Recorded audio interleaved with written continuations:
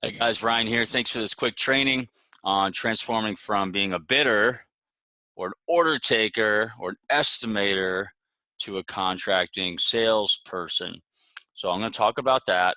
And first off, I would just want to say that this industry is conditioned everyone to get work based on some kind of change or environment of the economy. And what happens is people get more and more familiar with your trade, and you find out what you get more and more familiar with what it takes to actually come up with a solution. That becomes the dominating part of the conversation, and a lot of stuff gets skipped. And so the true breed of a high performing contracting salesperson that can actually make revenue predictable, forecast, and hit really high numbers, way more than somebody who's just a bidder, is becoming few and far between. And they're very valuable, and they create a lot of value for your company because when you're in the bidding environment or you have people who are order takers, it's a big problem. And here's why. You become somebody who knows how to pick up work, but you're really not proactively selling. And so what the problem with that is when you're not proactively selling and you're just picking up work, you're really focusing on just getting to the quote. Because again, like, you're so conditioned to find out what does it take to do this waterproofing, roofing, landscaping, you name it. You name the kind of solution, you're jumping in and talking about the solution. And what happens is we miss a lot of information. We skip a ton of real estate, cut a lot of corners, not really because you don't know any better mostly, and folks aren't really doing any type of standardization around that, of what that should look like. And so what tends to happen is the pipeline is really foggy. You have a lot of stuff that's been quoted, a lot of stuff that's been bid, but not a lot of certainty about the outcomes of those efforts and those investments. I work with a lot of commercial contractors, and I could tell you that between all the time and money for the takeoff, the estimate, the proposal, on average, it's going to be about $1,200 to get a typical construction proposal out the door, just to propose it and bid it, right? And so we just spend so much time on finding out what it takes and money to bid it. We don't really do a lot of these other things that real salespeople do. And these real salespeople close at a much higher rate with a much shorter sales cycle and make a lot more margin in their business. And this could be just being an owner or actually having a team of people who do this well. And so it's a huge problem. And when you don't have the future forecastable, it makes things difficult to predict. So that's the problem that I see left and right. So how do we fix this? What are steps we can take? Well, I've got 5 that I could teach real quick. One is determine what environment you're playing in. What playground are you hanging out at, right? And there's 2 generalized buckets that I want to kind of create and some language for. One is professional buyers, people who are trained to really, screw you over and try to take as, much out of you as they possibly can. And they schmooze you, they're nice to you, and then they want to stick you. And that's what they're doing. They're trying to get you to do everything for as low as possible. Low amount of money as possible. So that's what they're conditioning. And a lot of people are conditioned to being in there and they don't know what to do. So you could try to grow out of that by remaining in there, or you can pick a different environment, which is the environment of uneducated buyers, where they just need help, right? They just need something to be solved. They don't know more or anything about what you do. They don't think they know anything. They're not trying to have some kind of intellectual boxing match with you. They just want to solve a problem. And those are typically folks that are owning existing units, buildings, or facilities or something. And as a contractor, that is where we service, repair, restore, replace, retrofit. That's the environment.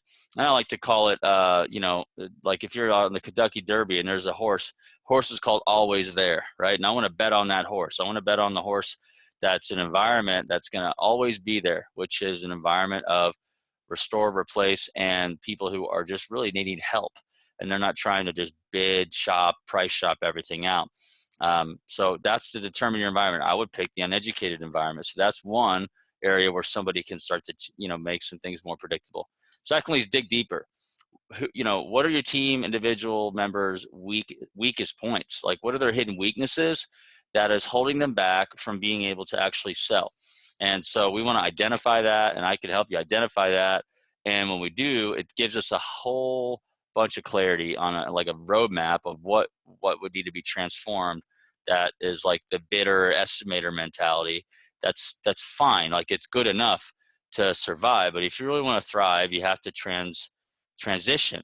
And so there's that. Then I want to just say, let's define success. A lot of owners tell me their goal is, let's just get as much work as we can and do as much work as we can. And that is just, the wild, wild west of contractors. People that are doing $10 million a year just by doing that. And it's really bummer, because if they just cared a little bit more about defining success and then decided what that was at least 3 years out, what we could do is we can reverse engineer all the things that's required to make that a reality, to the point where we know, even on a daily, monthly, weekly basis, what we ought to do, what's entailed to make this a reality, and hold people accountable to that. Then a sales process. There's a lot of folks out there that don't have a consultative sales process that's around value and teaches folks to really find out more information about the prospect, about the suspect, about the potential client,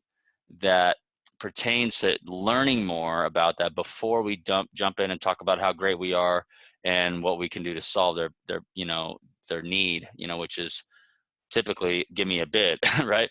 So there's a lot that's entailed there, that if we had a really supportive sales process that was fluid enough and not rigid and made you feel like you got to be a robot to fulfill it, then what happens is that gives everybody kind of awareness and familiarity of where they can support their ability to sell value and be a salesperson rather than just a bidder.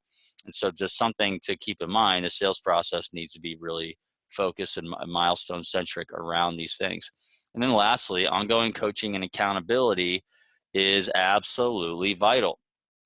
I could tell you that, when someone's changing their lifestyle, when they have support group and when they have peers and when they have other people doing it and then they're winning, and, when they have all those things, it makes them more and more excited to remain in this place of, hey, I'm committing to this long term.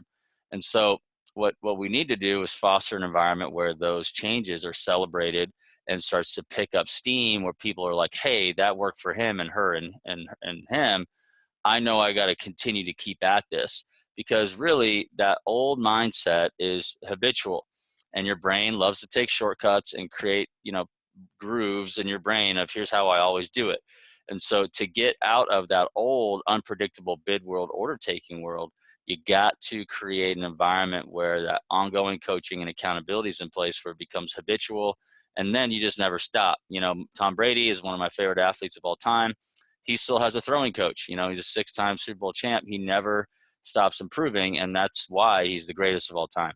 So I wanted to just say that those are just 5 steps you can take.